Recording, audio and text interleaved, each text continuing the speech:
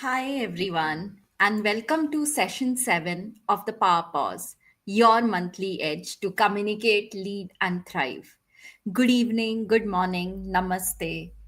I'm happy to see you from whichever corner of the world you have joined in. If we haven't met before, I am Smita D. Jain, and executive coach, personal empowerment life coach, NLP practitioner, author, and a three-time TEDx speaker. I work with ambitious professionals, CXOs, senior leaders, entrepreneurs who want to communicate with confidence, lead with impact, and thrive in meaningful careers they love, whether stepping up or reinventing their path. This series, The Power Pause, is a space I created for all of us who are juggling people, projects, and priorities to stop for a moment, breathe, reflect, and reconnect with what truly matters. It isn't about KPIs or career pivots or visibility tactics. Power Pause is about something quieter, reflecting within ourselves, which is powerful. Your voice, your expression, your identity. About today's session, this is not something I had planned. I hadn't even thought of that I will ever keep a session on this topic. The second act, how I wrote my way to an author identity. But over a period of the last few months, especially after my last book came, I got DMs, messages, emails from so many of you who have been asking me, Smita, how did you become an author? How do you write so much while running a thriving coaching practice? Why do you even do it? And what does writing mean to you? In fact, I keep on getting these questions from my coaches also during the coaching sessions. So today, I'm going to take you behind the scenes, not with a publishing checklist or a technical breakdown about how to become a writer. As I mentioned before, it's about your voice. I really believe each one of us has a story, and all our stories are powerful. So, this is about how you recognize your voice, your expression. How do you use your story to build, rebuild, or reinforce your identity? What I'm going to share is something much more real than a checklist of how to become an author, which is what happens when you stop waiting for permission and start trusting your voice. And no, this session isn't just for writers, though, if you're aspiring to be one, this will certainly help. This is for anyone who has ever asked to anyone, is there more to me than my job title? Well, I will say there certainly is. I am living proof of it. And I'm here to show you what that journey looked like for me.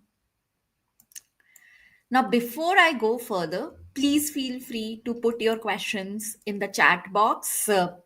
What I will do while I'll be talking to you, because I have the same screen, so I can't toggle between screens, but I will take periodic pauses to answer any questions that you may be having. So feel free to drop any questions that you have. I will take all of them before I go from here today. With that, okay, let me share with you how did my author journey start. Let me take you back to 2018. It seems a long time ago, but it isn't really that many years, though of course it was pre-pandemic. So I was in the corporate world. I had the titles, the deadlines, the travel schedule, which was very heavy, the pressure.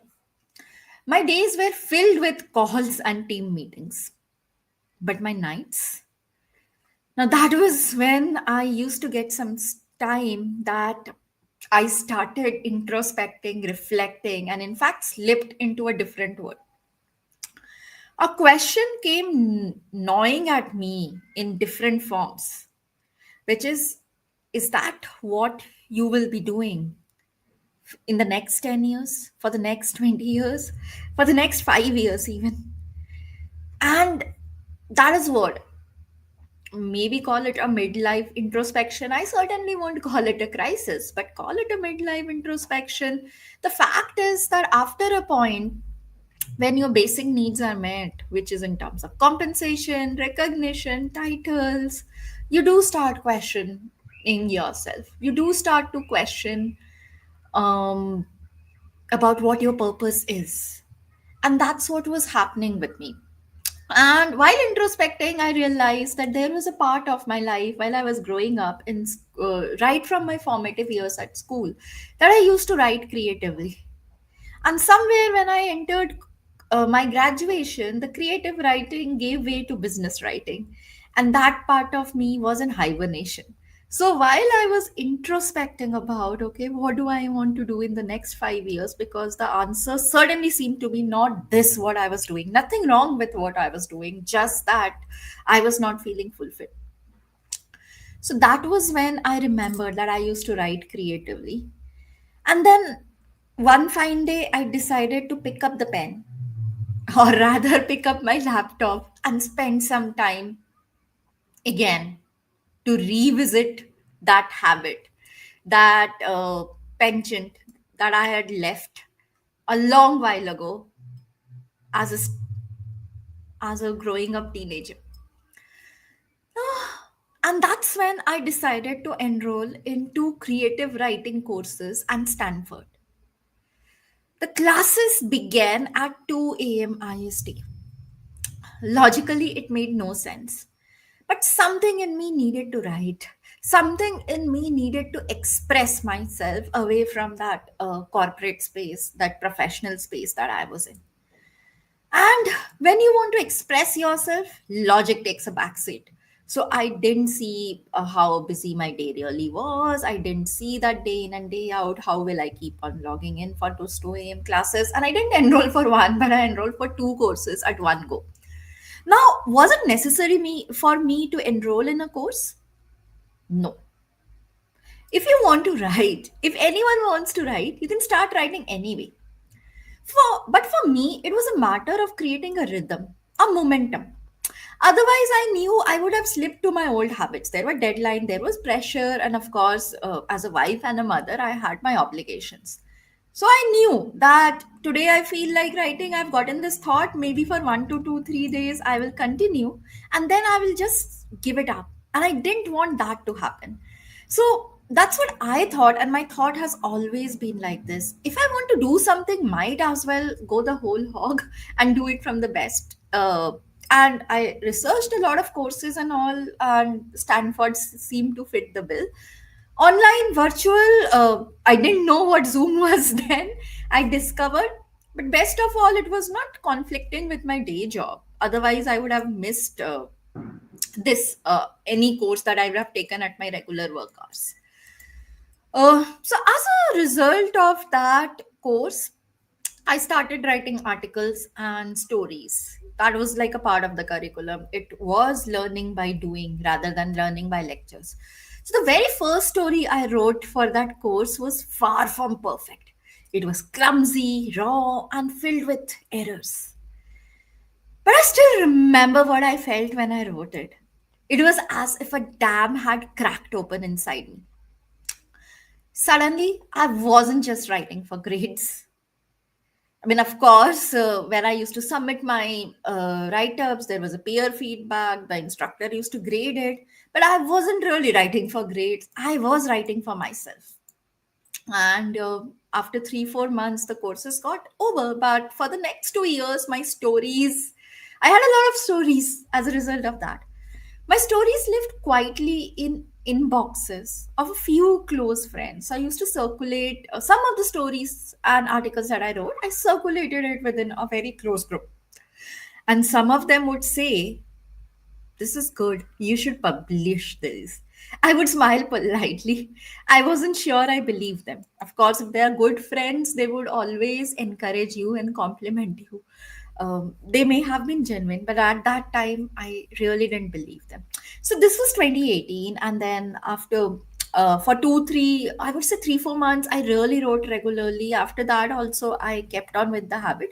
But then again, as I had expected, after those courses were over, the long-term ritual gave away. I slipped back to my old habits, and this part of me was again forgotten. Then came 2020, the pandemic year. Like a lot of those around us, maybe you are also one of them. It was a year of introspection for me. The world had shifted, so had I. And I was very sure this is not something that I want to do day in and day out. And I realized that, life is too uncertain to do something which you are not feeling fulfilled with. See, we spend more than, during those days, I definitely used to spend more than 10 to 12 hours of my days at work. And I'm like, if I'm doing that, I might as well enjoy what I'm doing. Otherwise, why to do it at all? And that is when again I revisited this question: is this what I want to do for the rest of my life? How long do I continue? And the answer is I should step out of that world as soon as I can. And that was when coaching and writing both came to me simultaneously. And you know that I am a full-time writer as well as a full-time coach. I'm still doing both. So that time, when I was thinking about writing, but I'm like, okay, writing, it's a different thing that you type manuscripts on your laptop. But how do you publish it? How do you show yourself to the world? That is when I stumbled upon Kindle Direct Publishing. One of the stories that I had written in my Stanford days, The Lost Identity. Incidentally, one of my friends shared that with me again. It was my story shared with me again. He's like, do you still write? And you remember this story? Remember Kara, who was the protagonist of the story? And when I read that story, I had completely forgotten that I had written it. And I'm like, yeah, is this what I have written? It's pretty good. Maybe I should publish it. And that is when I discovered Kindle Direct Publishing, and I simply uploaded that story called The Lost Identity just to see what would happen. And within 3, 4 hours, I was an author, just like that. It came. So it started as an experiment. Now, of course, you can still find that ebook on Amazon, The Lost Identity. I have not taken it down because that's where my journey began. Not many people read it, but those who did messaged me. And for the first time, I realized publishing isn't a mythical mountain. It's real, it's something that is reachable. The pandemic gave me the pause to introspect. And what I realized was that I didn't want to just manage strategy anymore. I wanted to empower people through my coaching and through my words. So I left the corporate world to pursue my twin passions of coaching and writing, to see if I could reach anywhere. Even if I didn't want to live with the regret of not trying that I was very sure of. And that was when, so this was, so The Lost Identity came out in Feb 2021, sometime. So I resigned from my job in March 2021, and sometime in April 2021, I started to write daily, which I continue to do till this day. My schedule does not allow my mind space for creativity during the day. So I altered my then morning routine. From 6 a.m., I started getting up at 5 a.m. every day, which I do till now, during sickness, during vacation, during harsh winters. And I'm not at all a winter person. Even on those days that I don't feel like writing, I still put my hands on the keyboard and type something. And that is how I started my journey, so April 2021. When I wrote my first story, I published it on an online literary platform for feedback. This became a process. The reviews that came helped me hone my writing further. Soon the stories began to add up. One became five, five became 18. I opened my laptop one day and realized I had enough for a book. And that is how this book, A Slice of Life, came. This is my first short story collection. It is tales of everyday people who navigated love, hope, identity, and heartbreak. Writing this book was like standing at the edge of a cliff and whispering into the wind. I didn't know who would hear me, but I had found my voice. So, this was through Notion Press. It was done as an experiment. And I was like very sure if people didn't like it, I'm not going to write anything further. That would have been the end of me as a writer. But fortunately, you all did like it.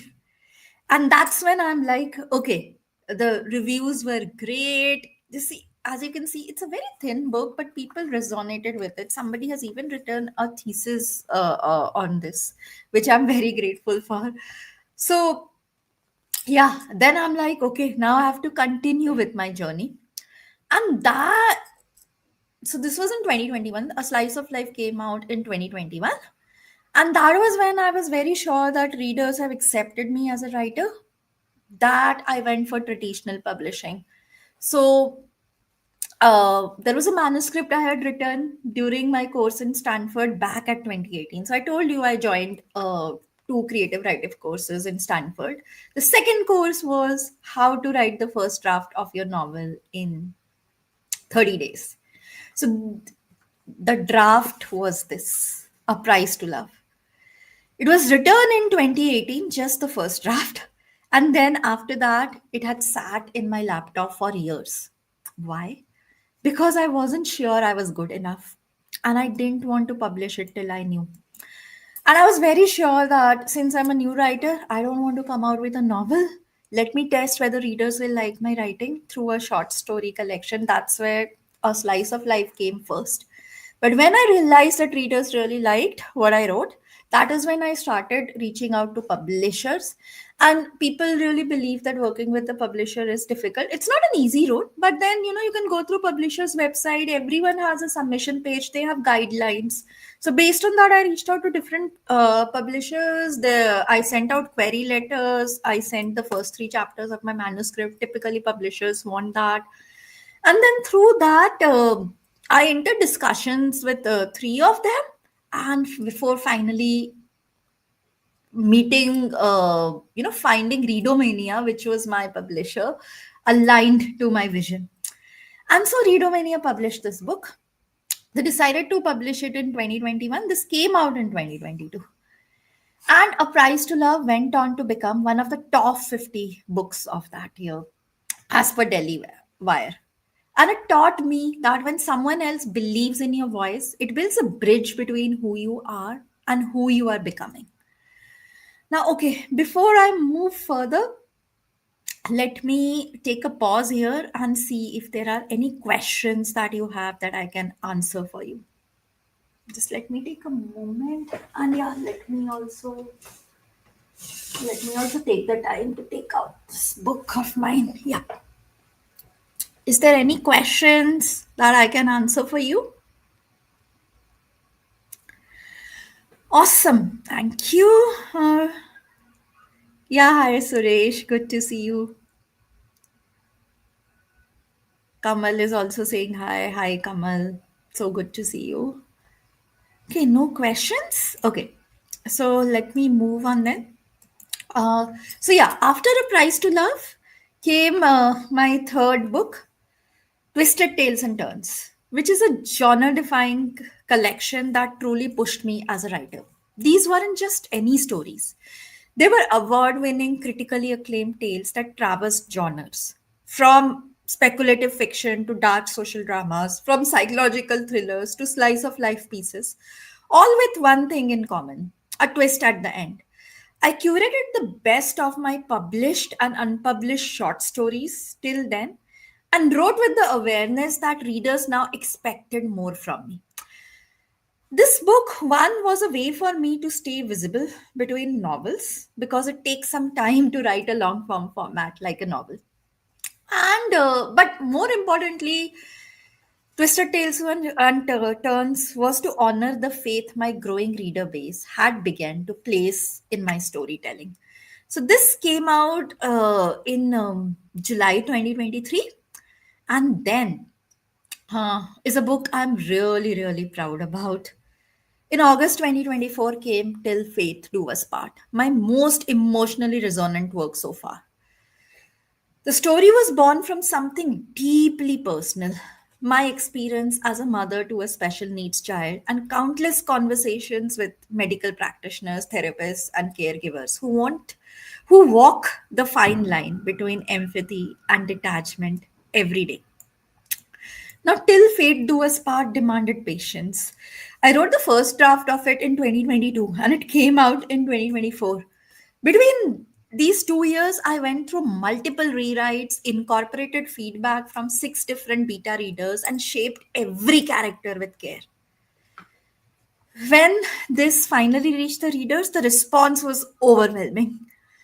People wrote to me saying they cried, that the story stayed with them long after the last page. And for me, that is the highest compliment I could receive as an author. This book was also a finalist in the Page Turner Awards of 2025, which is a foreign award. So I'm glad that my writing crossed borders. And honestly, I do believe as an author, I stepped into a completely different trajectory when I wrote Till Fate Do Us Part. My writing matured. And then this year in 2025, I stepped into nonfiction with Leading with Words, my fifth book and my first guidebook for leadership communication. This is built on over 2,500 coaching conversations with senior professionals and CXOs. I wrote it in a storytelling format because I believe real life narratives have the power to move us. And I am a storyteller at heart. Leading with Words is not a textbook, it's a conversation between your current self and the leader you are becoming. And for every reader who wants to speak with more clarity, lead with more intention, and be heard in rooms that matter, this book is for you. So, with Leading with Words, I combined both my passions, writing and coaching, to give you a piece of me, a very important piece of me as a professional. Writing nonfiction was a different ballgame altogether, but the intent remained the same, to tell the truth, to inspire change, and to use words as a force for transformation. And as always, it was powered by daily writing, my most faithful companion. So, 5 books in 4 years. Stories published in 14 anthologies across the globe. Notable mentions from forums abroad. Some of them include Women in Writing, the Bharat Award for Literature, the Page Turner Shortlist, features on CNN TV 18, CNBC Awaaz, Z Business, the Hindustan Times, and more. Podcasts around the globe. Appearances in multiple literature festivals and events. From a new writer to mentoring students and other writers. That's the story of my journey. Looking back, I didn't just become an author. I became someone who could finally say, this is who I am. This is what I have to say. I no longer write to prove, I write to connect. And through this journey, from the 2 a.m. Zoom classes to 5 books in 4 years, I've learned some lessons. But before I share the same with you, let me take a pause here to answer some of your questions. Please feel free to share your questions here.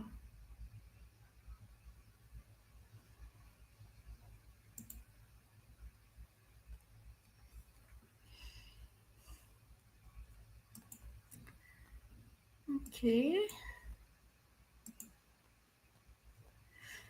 Many of you had a lot of questions to ask me over DM. Yeah, of course, I know I would have answered some of it while I shared my journey with you, which I shared very, very honestly. Uh, but yes, you are being quiet today. Okay. Yeah, I'll come back. Let me just quickly share my lessons with you. So I learned a lot of lessons, but there are 5 lessons that I want to share specifically with you today. Whether you want to write or just speak up more meaningfully in your own life. First, self expression is not selfish, it's self anchoring. For years, I measured my value in KPIs and outcomes. Writing gave me something else: clarity, grounding, perspective. It taught me that expression isn't indulgence, it's integration. You can't lead others well if you don't know your own inner voice. Second, Your voice becomes clearer the more you use it. So, when I first started writing, I was unsure. I mimicked styles, I played it safe. But the more I wrote, the more my voice emerged distinct, direct, emotionally real. The same applies to speaking. You don't find your voice, you build it one expression at a time. So, if you aspire to be a writer, if you aspire to be a speaker, start building it by doing it. It's completely learning by doing. After writing three books, it took me my fourth book to really feel, hey, I have arrived somewhere as a writer. So, it takes time. Third, you don't need permission to start.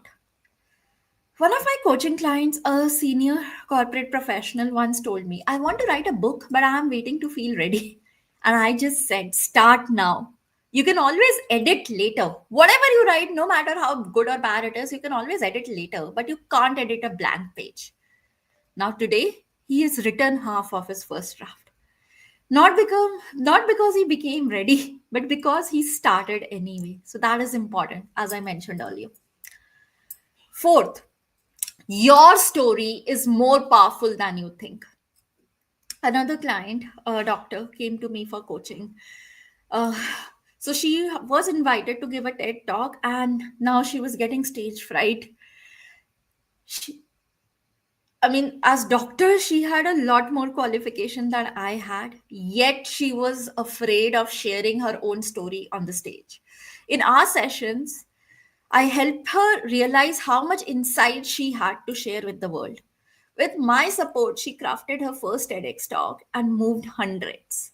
She wasn't famous, she was just authentic. And that's what people connect with, not polish, but presence. Your story is powerful. Remember it. And last, point number five, but not the least, your voice is your leadership.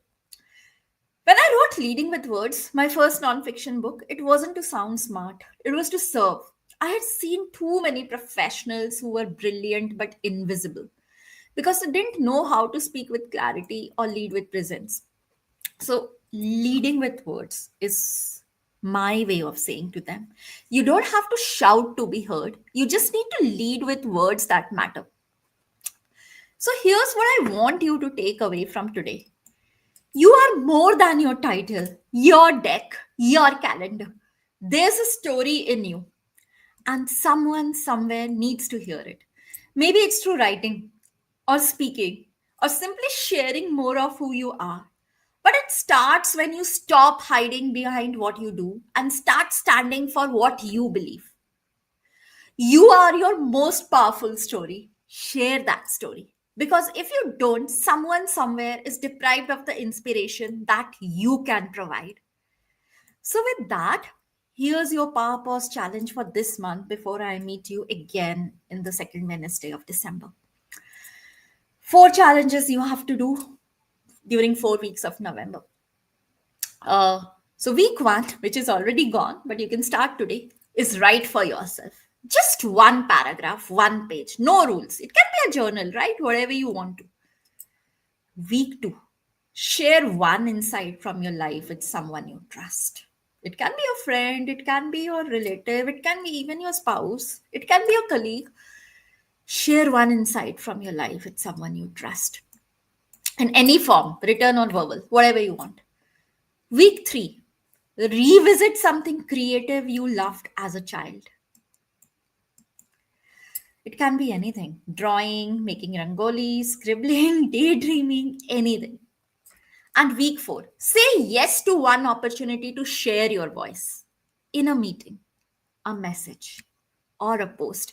It can be this LinkedIn platform or any other social media platform you're active in. Share that post. Your voice is important. If this resonated, drop a challenge accepted in the comments. And if you'd like to check any of my books, I will drop the link of my Amazon author link in the comments of this event. You can go to the pages, see the preview, and get your copy of the one or the ones that resonate with you. And if you would like support in making your second act real, whether through communication, career clarity, reinvention, or support in voicing your thoughts in words, I would be honored to walk that path with you. Book a strategy session with me. The link is in the comments that I'll share below. Thank you for pausing with me today. I hope the journey of my second act inspired and motivated you. I will see you next time. Until then, trust your voice. You are your most powerful story. I will just see if there are any questions that I can answer for you. Okay, so I have a question here. How do you reach out to publishers? Okay, so there are two ways. Number one, you can either go through a literary agent where you start the entire process of reaching out to literary agents. You can do a Google or an AI search who are the top literary agents in India and you will get their details. Everyone has their website or social media profile. Or again, you do the same search for publishers. Every publisher has their website. On their website, there is a submission tab or submit tab. There you will have the guidelines. So you can send your manuscript as per the guidelines. That's how I did, and that's how I have found my publishers. So hope that helps. Okay, great. It was a nice evening to spend with you again. And I can't help on repeating it because it's so important. Trust your voice. You are your most powerful story. Share that story with this world. I will leave you with these words. Good night and namaste.